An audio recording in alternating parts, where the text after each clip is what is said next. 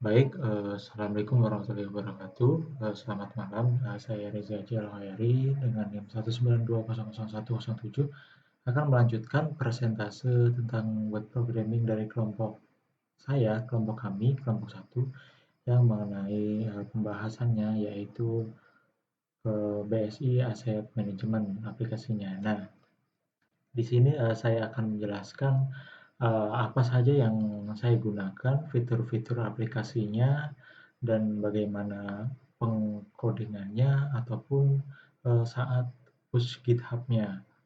Nah, baik yang pertama, saya akan menjelaskan mulai dari database terlebih dahulu. Ya, di sini saya database-nya menggunakan web host-nya menggunakan XMPP. Ya, kita menggunakan database MySQL juga bersama Apache, modul Apache. Kita run dulu terlebih dahulu pada Sams ini di run start terlebih dahulu. Kemudian jika sudah di start, di sini saya menggunakan aplikasi DBMS Database Management System yaitu Heidi SQL. Di sini memang saya membuka database lokal saya sendiri. Nah, untuk database yang saya gunakan di sini namanya yaitu Asset Management, database Asset Management ini.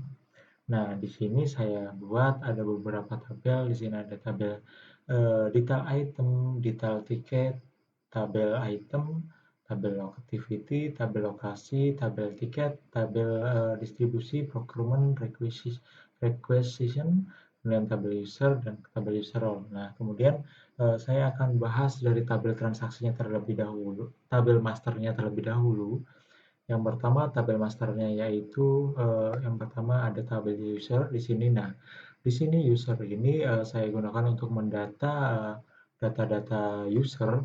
Yang pertama ada nama, email, password, role ID, status, created ad, dan updated ad. Nah, data user ini digunakan untuk memasuki aplikasi BSI Manajemen Aset. Di sini untuk ada relasi untuk role ID-nya. Role ID di sini berhubungan dengan tabel user role di sini.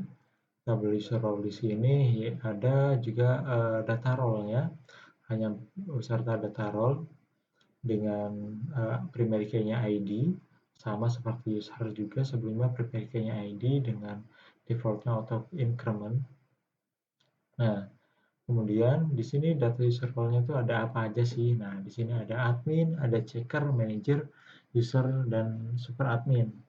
Bedanya apa? Untuk admin itu hanya bisa melakukan manajemen master data, kemudian checker itu untuk mengecek barang ketika transaksi, kemudian untuk manager itu untuk approval ketika transaksi, kemudian user itu sama seperti admin, cuma di sini user itu hanya bisa melakukan transaksi saja, tidak bisa memanage data masternya. Kemudian yang terakhir yaitu ada role super admin itu yang bisa melakukan semua transaksi pada aplikasi BSI Asset Management. Kemudian selanjutnya ada master item. Item di sini kami untuk mendata jenis-jenis barang yang ada di aset manajemen ini. Yang pertama ada barangnya, yaitu yang pertama ada jenisnya, jenis barangnya itu apa, kemudian mereknya, kemudian stok, kemudian status, dan created ad, serta updated ad. Nah, kemudian untuk jenis di sini seperti contohnya jenis barangnya seperti ada printer, kamera, ataupun misal ada PC, laptop, ataupun alat-alat aset perkantoran yang lainnya. Kemudian untuk merek di sini jelas merek di sini yaitu merek dari jenis-jenis item tersebut. Seperti di sini ada item jenis printer, kemudian mereknya Canon, kamera misalnya Canon, misalnya juga ada laptop dengan mereknya HP, Asus, ataupun Lenovo. Kemudian stok di sini untuk mengatur data stok pada aset manajemen ini, stoknya ada berapa sih yang ada pada basic asset management di sini. Kemudian status di sini saya bikin 0 dan 1. Maksudnya apa? Untuk 0 itu data tidak tersedia atau aset itu tidak tersedia, dan status 1 itu statusnya tersedia.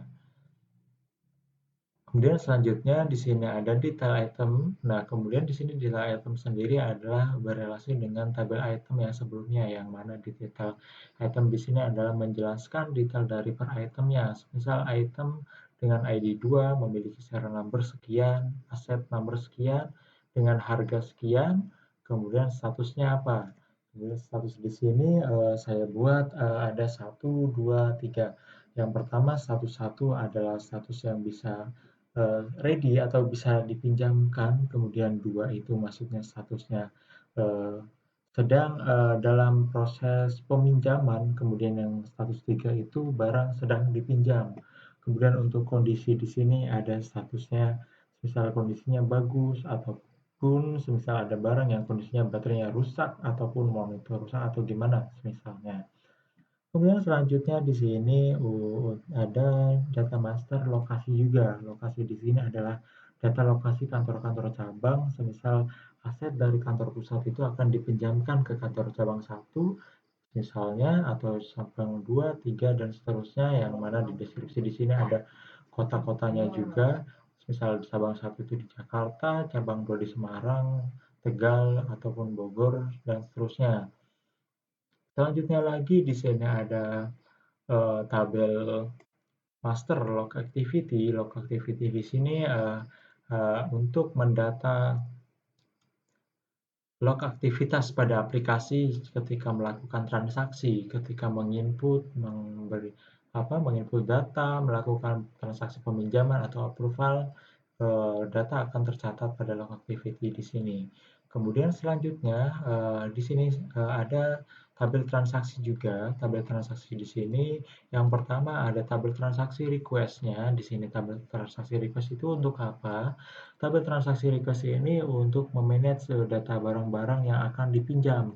Di sini ada detail tiketnya, ID tiketnya, kemudian transaksi code-nya berapa, kemudian kuantitasnya tuh berapa barang yang dipinjam, kemudian requestornya si requestnya tuh siapa yang menginputkannya, kemudian tanggal di inputnya, kemudian di sini deskripsi atau keterangan tambahan, kemudian di sini status transaksinya apakah sudah dipinjam ataupun sudah diserah terimakan kepada peminjam.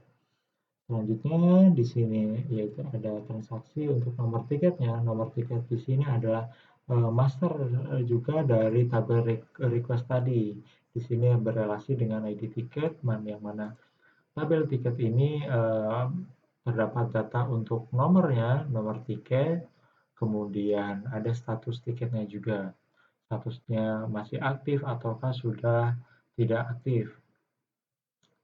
Kemudian selanjutnya di sini ada transaksinya dari detail tiket. Nah, detail tiket di sini menjelaskan item apa saja yang dipinjam setiap satu kali transaksi pada tiketnya. Jadi, ketika request itu akan mendapatkan satu tiket, form tiket, kemudian di dalam tiket tersebut ada data detail tiketnya, yang mana detail tiket di sini adalah menjelaskan tiket, misal contoh dengan tiket ID 1 meminjam dengan ID item 1, yang mana ID item 1 di sini adalah datanya pada detail item adalah data dengan serial number SN0001 yang dipinjam pada ID tiket 1.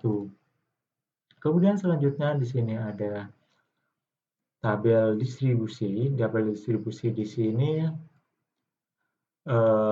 adalah untuk data pendistribusian barang yang akan dipinjam, yang mana di sini berhasil dengan tabel request. Tabel request di sini menjelaskan tadi yang data yang di-request kepada aplikasi BSI Asset Management, kemudian di sini ada transaksi code-nya yang tergenerate secara otomatis, kemudian ID lokasinya tuh dikirim kemana. Di sini ID lokasi juga terhubung dengan tabel lokasi di sini, akan dikirimkan ke cabang mana, kantor cabang mana, misalnya kantor cabang 1 di Jakarta ataupun kantor cabang 2 ataupun di tempat yang lainnya. Kemudian penerima pada kantor cabang itu siapa namanya, kemudian di sini giver-nya atau pemberinya atau yang melakukan serah terima dari kantor pusat kepada admin cabang. Kemudian di sini ada deskripsi atau keterangan tambahan, yang selanjutnya ada tanggal pengirimannya, kemudian di sini yang terakhir ada data statusnya, yang mana status di sini menjelaskan statusnya barang sudah dikirim ataupun sudah diserah terimakan. Kemudian yang terakhir di sini ada tabel procurement. Nah, tabel procurement di sini adalah untuk menjelaskan barang-barang pengadaan. Di sini ada tabel tiket. Di sini tabel tiket itu untuk pengajuan pengadaan juga bisa dilakukan untuk pengajuan. Kemudian di sini nanti transaksi code itu akan terjerat secara otomatis. Kemudian payment methodnya, pembayarannya tuh via apa? Bisa semisal melalui tunai ataupun melalui ATM dan jenis-jenis bank ATM-nya. Kemudian di deskripsi di sini adalah keterangan tambahannya, dan yang terakhir date itu untuk tanggal transaksi pengadaannya. Kemudian statusnya di sini apakah barang sudah dibeli ataupun baru proses pengadaan, itu statusnya akan terdata di sini. Ya, baik, sekian untuk penjelasan dari database yang kami buat untuk BSI Asset Management ini. Kemudian berikutnya selanjutnya eh, kembali ke dalam codingnya atau aplikasinya. Nah, di sini saya menamakan aplikasinya dengan BSI Asset Management. Di sini kami membuat di dalam controller. Controller di sini ada controller, eh, ada auth, yaitu untuk user login, register, dan logout. Kemudian di sini ada tabel distribusi juga. Nah, tabel distribusi di sini untuk transaksi distribusi tadi pada tabel database distribusi pengiriman barang. Kemudian item di sini adalah untuk manage data master item, bisa menambahkan, update, dan hapus juga. Kemudian di sini ada item detail. Item detail di sini juga untuk menambahkan data detail dari item, data master item, yang bisa untuk menambahkan, mengedit, juga menghapus juga. Kemudian selanjutnya di sini ada controller location. Controller location di sini untuk mengatur juga data-data yang diambil dari database location, data di tabel lokasi, bisa menambahkan juga actionnya, bisa diupdate juga. Kemudian di sini untuk main menunya, di sini kontrol di sini untuk mengarahkan ke halaman main menu.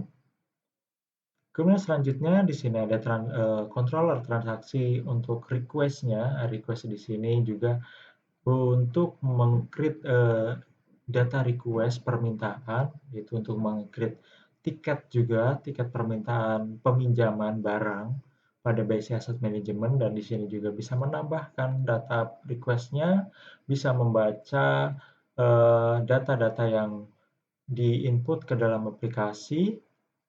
Kemudian selanjutnya ini untuk master user, halaman user di sini untuk melihat data-data user yang sudah terdaftar pada aplikasi.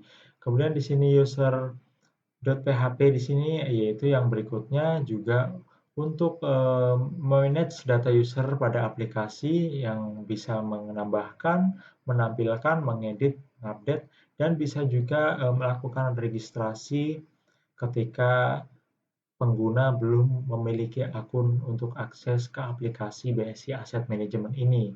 Nah, dari controller ini, datanya tuh diambil dari mana sih? Ya, data-data di sini kita importkan, contoh dengan controller master item.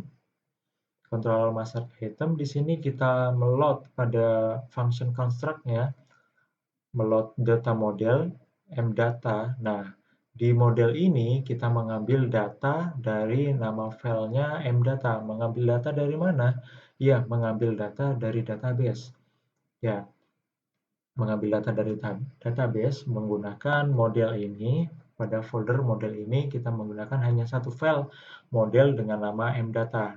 Kemudian codingan di sini SQL query di sini kami jadikan satu saja untuk satu file untuk semua function, dari menampilkan data, untuk menampilkan data user, kemudian untuk menampilkan data yang disortir, kemudian untuk mengedit data, menghapus data, kemudian untuk multiple insert ataupun multiple update juga, dan untuk menjoin tabel dari tabel satu ke tabel yang lainnya, dari tabel-tabel transaksi yang akan dijoin juga kami gabungkan menjadi satu file di file mdata ini. Kemudian SQL query ini akan mengambil data dari database yang sudah saya jelaskan sebelumnya.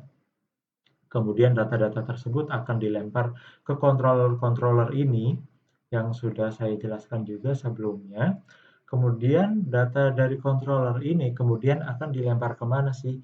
Nah, contoh dengan pada controller item ini, satu, kita mengambil data dari model dengan function seperti di sini, kita mengambil data, kemudian menamakan array dengan nama arraynya get, dengan di sini mendeklarasikan $this untuk mengambil file atau meload file mdata dari model. Kemudian di sini mengambil nama function yang akan ditampilkan. Di sini akan kami menampilkan tampil data short, kemudian dengan parameternya tabel item dan kolom jenis. Dengan di sini dengan menampilkan hasilnya atau function result. Selanjutnya di sini ada nama array title. Di sini title hanya untuk menampilkan nama aplikasinya saja dan nama menunya. Kemudian data-data array di sini kita lempar ke dalam view item/item atau dengan view item beserta parameter $data ini yang diambil dari deklarasi variabel array di atasnya atau sebelumnya. Maka data-data yang sudah diambil di sini maka akan dilempar ke dalam view item berikut ini. View itemnya di mana? Ya, kita buka pada folder view, kemudian akan membaca nama foldernya. Kemudian di sini ada file item.php. Oke, sebelumnya saya akan menjelaskan. Kemudian di sini ada view-view banyak untuk menampilkan menu-menunya. Seperti di sini ada menu untuk halaman admin, misal di sini ada indeksnya atau halaman utamanya, misal. Kemudian di sini ada out untuk login, kemudian ada untuk registrasi, kemudian selanjutnya ada untuk transaksi distribusi. Selanjutnya lagi untuk tabel master item, item detail, lokasi, kemudian di sini ada partial, di sini hanya untuk membagi, memanage fungsi-fungsi atau bagian-bagian pada halaman website. Di sini misal ada footer, kemudian ada head. Yang footer itu untuk pada bagian bawah pada web, kemudian head di sini untuk metadatanya atau menaruh data-data aset atau CSS dan lainnya, ataupun link-link yang diambil dari online ataupun lokal. Kemudian untuk script di sini untuk data-data JavaScript atau kodingan-kodingan JavaScript bisa ditaruh ke dalam partial script.php di sini. Kemudian selanjutnya di sini ada sidebar. Sidebar di sini adalah untuk memanage data halaman website sebelah kiri atau menu sebelah kiri sidebar.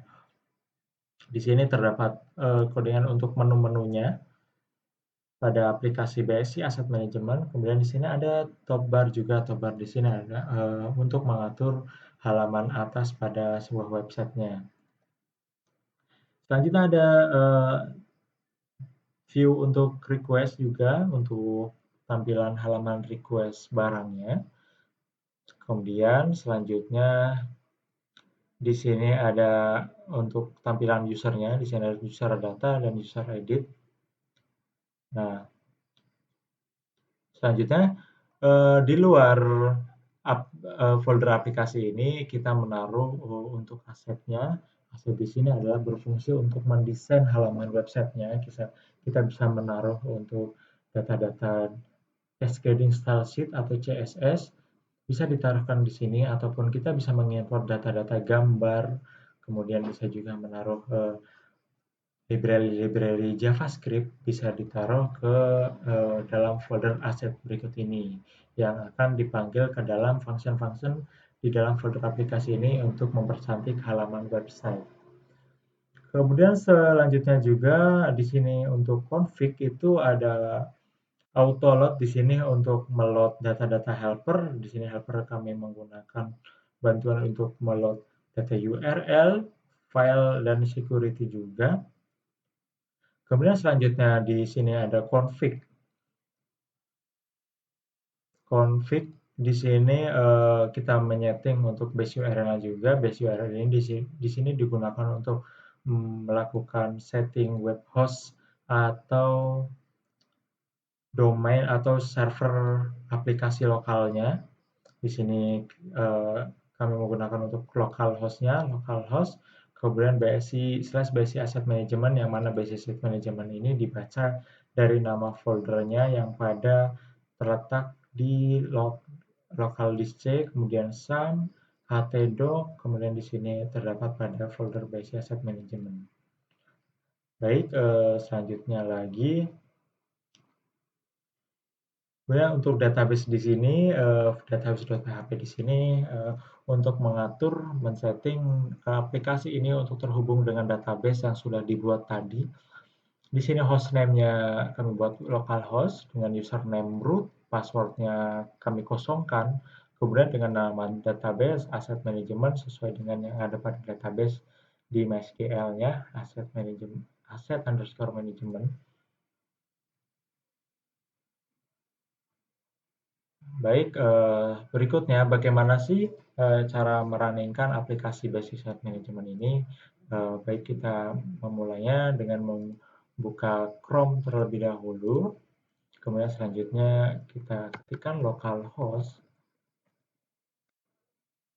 kemudian /BSI Asset Management sesuai dengan nama project yang kami buat. Nah, kemudian di sini ada halaman loginnya. Halaman login di sini untuk melakukan login, aktivitas login ke dalam aplikasi. Nah, kemudian di sini juga kami sediakan fitur untuk create account, bisa diklik ke dalam di sini, create account. Nah, di sini adalah halaman register juga untuk create account. Contoh dengan full name-nya saya daftarkan dengan nama saya sendiri.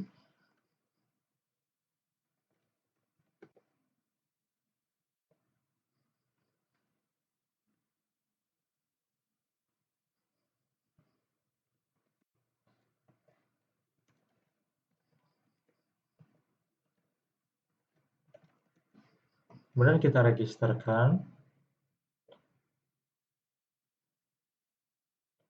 Oke, di sini ada kesalahan ketika mengetikkan password, yang mana passwordnya adalah pada password pertama itu tidak sama dengan pada form repeat password. Kita ulangi dengan nama passwordnya, misal password 123, password 123, register akun.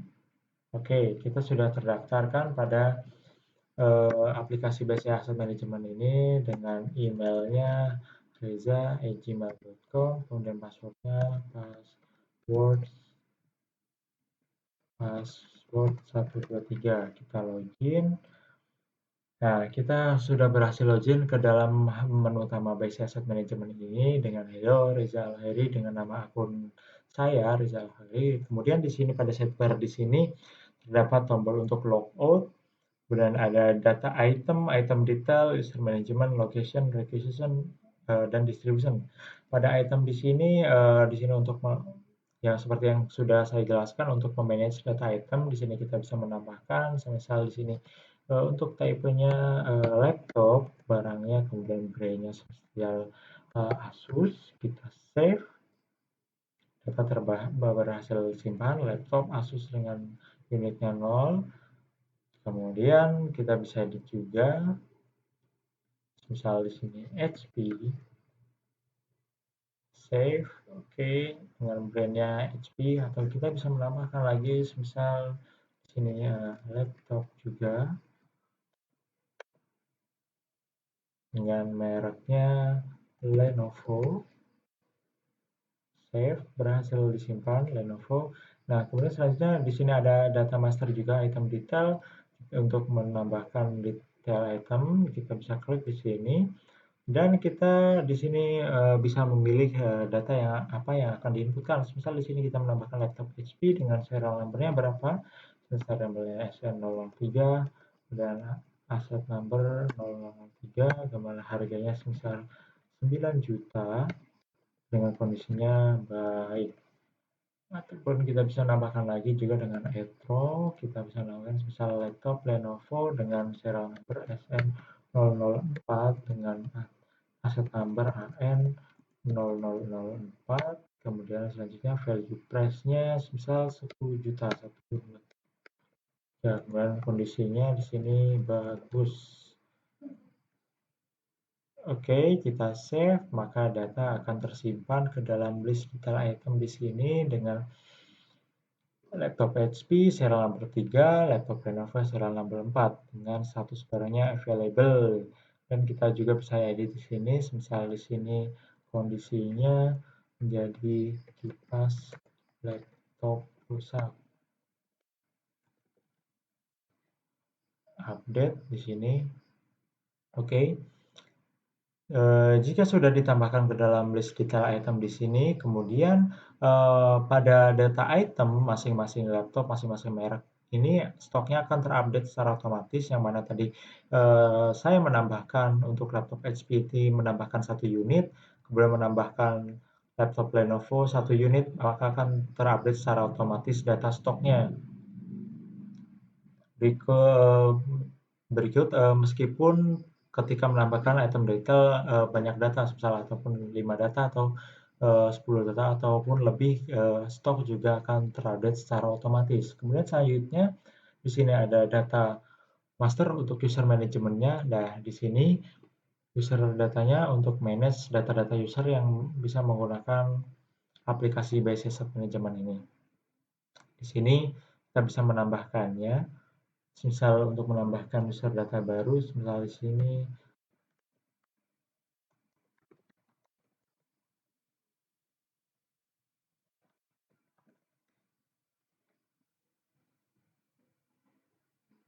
baik, kita sudah berhasil menambahkan data user baru yang tadi namanya dosen, kemudian dosen@gmail.com, kemudian di sini role-nya admin secara otomatis.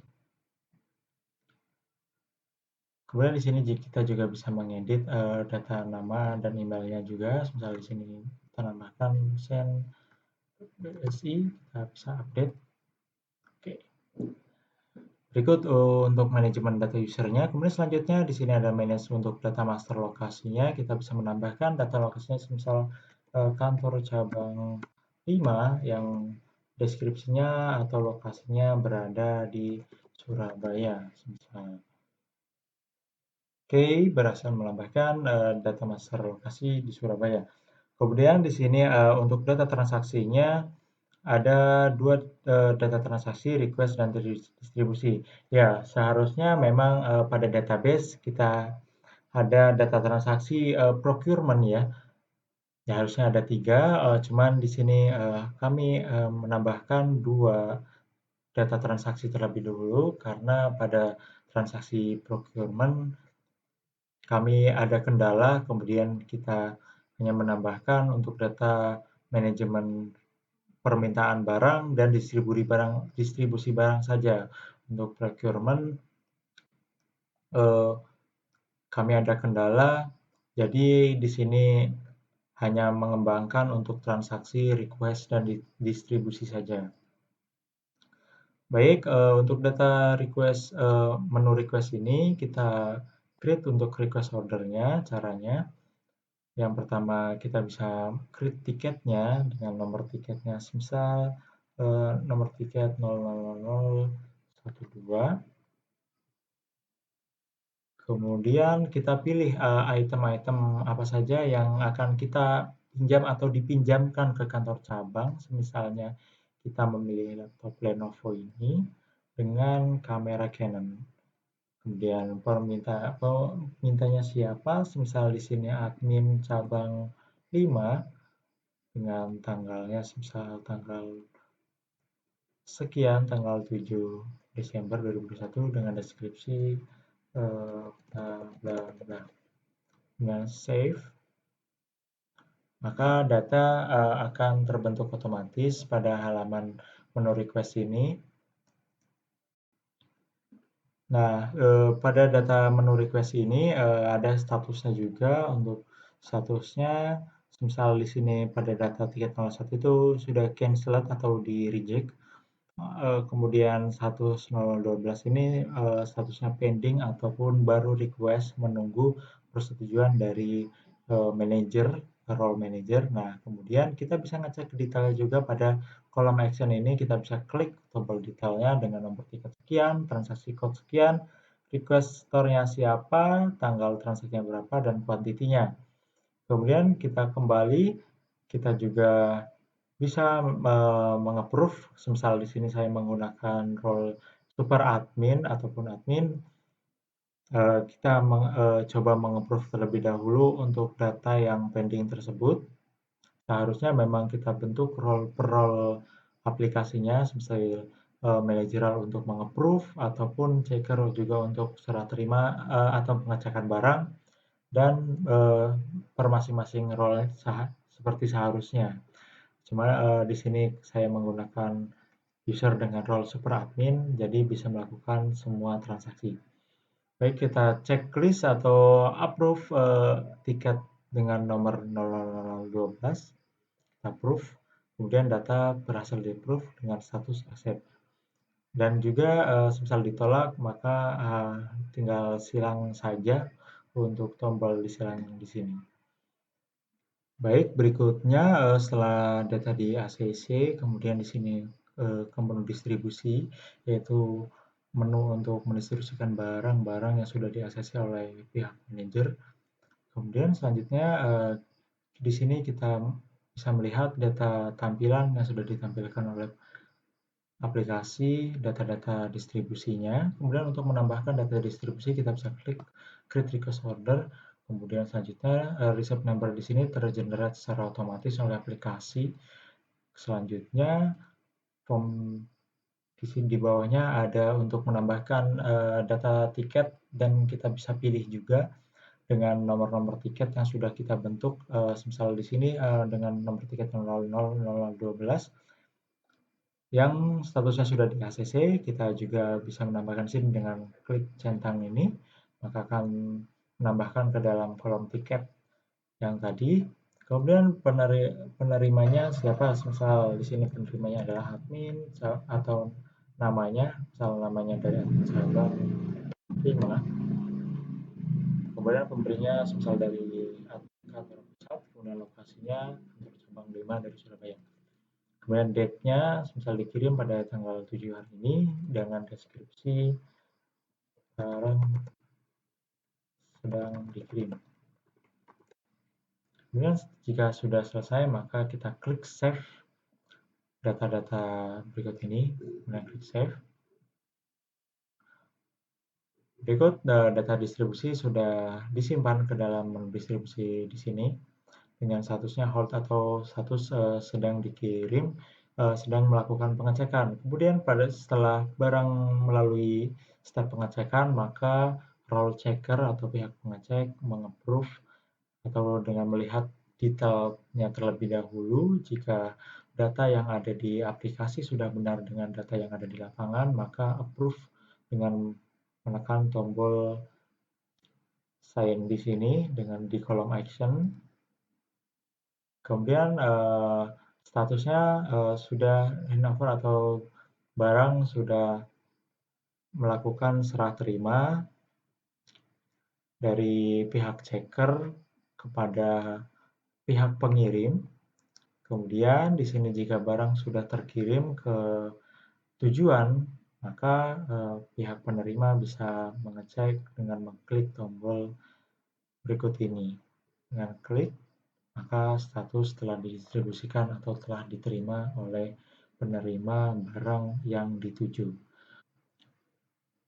Kemudian selanjutnya yaitu aplikasi ini, BSI Asset Management ini kita simpan melalui repository atau tempat penyimpanan online pada platform GitHub dengan link seperti berikut ini. Baik, eh, pada GitHub ini kami menambahkan data-data aplikasi BSI Asset Management ini yang sudah ditambahkan dengan diedit dengan teman-teman rekan satu tim. Kemudian kita juga bisa melihat di history commit-nya di sini sudah melakukan commit semuanya dari rekan-rekan satu tim. Hanya saja seperti yang sudah kami jelaskan pada presentasi sebelumnya, kami ada kendala untuk saat push codingan atau untuk melakukan commit pada akun salah satu rekan kami, sehingga salah satu rekan kami yang gagal melakukan push atau commit ke dalam GitHub ini, kita melakukan menjadi satu terlebih dahulu ke dalam akun saya sendiri, akun GitHub Rizal Khairi. Untuk kontribusinya, untuk rekan-rekan satu tim cukup bagus untuk melakukan kerjasama tim pada GitHub ini. Sekian presentasi dari kelompok kami, dari saya. Terima kasih. Wassalamualaikum warahmatullahi wabarakatuh.